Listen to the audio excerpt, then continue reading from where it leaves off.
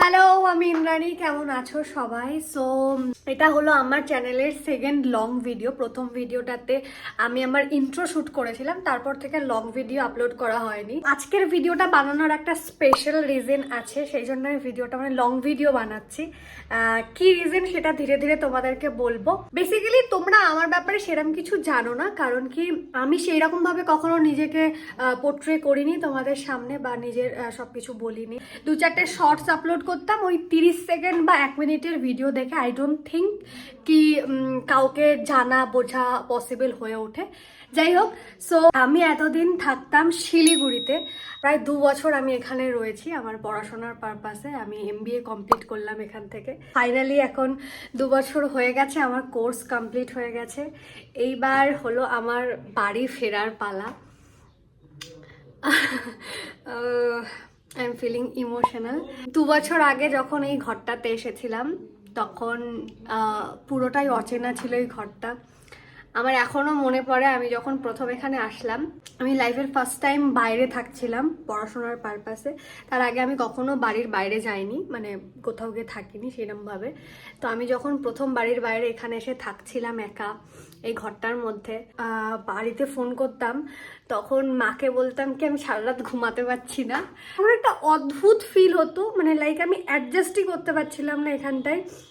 আমি সারা রাত জেগে থাকতাম, লিটারালি 1-2 সপ্তাহ এরকম সারা রাত জেগে থাকতাম, ঘরের লাইট জ্বালিয়ে রাখতাম। আমার ভয় লাগতো, মেবি নতুন জায়গা বলে হয়তো, আর আগে কোনোদিনও এরকম আমার অভ্যাস নেই বলে হয়তো। ভোরবেলার দিকে ঘুমাতাম, যখন মানে ভোরের আলো ফুটতো তখন আমি ঘুমাতাম।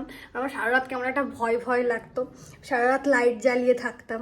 ভাবতেই অবাক লাগে যে ঘরটার মধ্যে আমি প্রথম থাকতে ভয় পাচ্ছিলাম, সেই ঘরটা এখন আমার নিজের ঘর হয়ে গেছে। অনেক স্মৃতি, মানে অনেক আপস অ্যান্ড ডাউনস আমি দেখেছি। ঘরে থাকতে এত মানে কষ্ট হচ্ছিল, সেই ঘরটাকে ছেড়ে যেতে এখন ভীষণই কষ্ট লাগছে।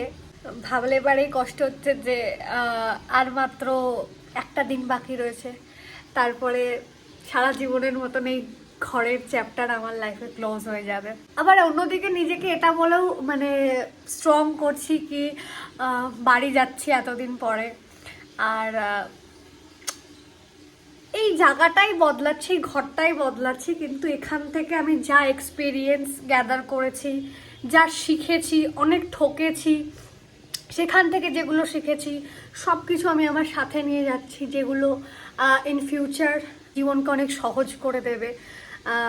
একা থাকা শিখেছি, সব কিছু নিজের হাতে ম্যানেজ করা শিখেছি। আগে কিছুই পারতাম না, লিটারালি কিছু পারতাম না, কোনো আইডিয়া ছিল না। বাজারে গেছি প্রথম দিন, আলু 14-15 টাকা করে কিলো যাচ্ছে, আমি কিছুই জানি না, আমি গিয়ে আলু 22-23 টাকা করে কিলো এরকম কিনে নিয়ে চলে এসেছি।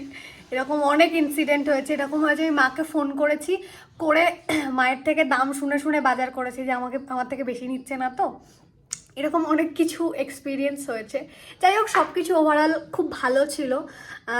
এবার আমি তোমাদেরকে টুকটুক করে দেখাবো যে এখন যাওয়ার সময় আমার প্রচুর লাগেজ হয়ে গেছে। লিটারালি আমি জানি না আমি কবে এত কিছু নিয়ে চলে এসেছি বাড়ি থেকে। আমি তোমাদেরকে দেখাচ্ছি যে আমার কত লাগেজ হয়েছে। এখন আমি এগুলোকে নিয়ে বাড়ি যাব, আমি দেখাচ্ছি। আমি 2-3 দিন ধরে মানে এত চাপে ছিলাম ইন দ্য সেন্স সব কিছু মানে গোছানো আমার একার পক্ষে হয়তো সম্ভব হতো না এখানে। এখন তো অনেক বন্ধু বান্ধব হয়ে গেছে, ওরা আমাকে প্রচুর হেল্প করেছে। তো অলমোস্ট আমি গুছিয়ে ফেলেছি, সেরকম কিছু আর বাকি নেই। আজকে সন্ধ্যাবেলায় বন্ধু বান্ধবরা মিলে একটু পিকনিক হবে, ছোট একটু গেট টুগেদার হবে, আমার রুমেই করব আমরা। তো দেখা হবে, সব কিছুই শেয়ার করবো তোমাদের সাথে টুকটুক করে, সাথে থেকো। দুপুরবেলার খাবারটা আমি জোম্যাটো থেকে অর্ডার করে নিয়েছি, কারণ কি আমি সব যা জিনিসপত্র ছিল সব ঢুকিয়ে দিয়েছি, প্যাক করা হয়ে গেছে। তো নর্মাল সবজি ভাত অর্ডার করেছিলাম, ভাত ডাল আলু ভাজা দিয়েছে, আর এটা মনে হয় আলু সয়াবিনের তরকারি, পাঁপড়, এটাই দিয়েছে, এটাই খাবো।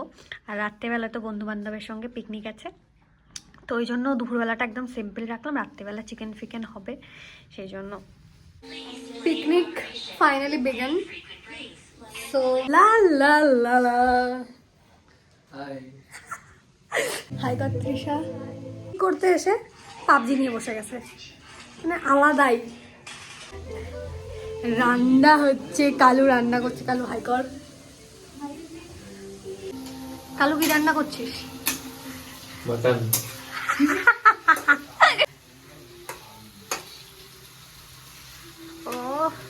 পেঁয়াজ মনে হচ্ছে বেশি হয়ে যাবে। সব পেঁয়াজটা দিয়ে দিয়েছিস? সব দিয়ে দিচ্ছি। Happy birthday. তুই টাকা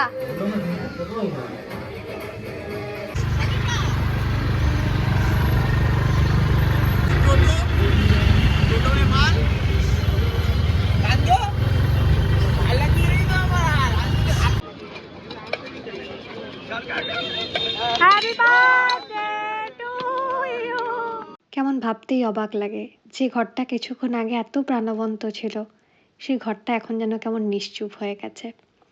জীবনটা বড়ই অদ্ভুত। যাই হোক, এবার ধীরে ধীরে বাস চলা শুরু হলো। আমার স্মৃতির পাতায় একটু একটু করে ধুলো জমতে শুরু হলো, কিন্তু এখান থেকে নিয়ে যাচ্ছি অনেক অভিজ্ঞতা, একটা নতুন ইন্দ্রাণীকে বলতে পারো। কেমন লাগলো ভিডিওটা জানিও। দেখা হচ্ছে পরের ভিডিওতে। Bye, take care.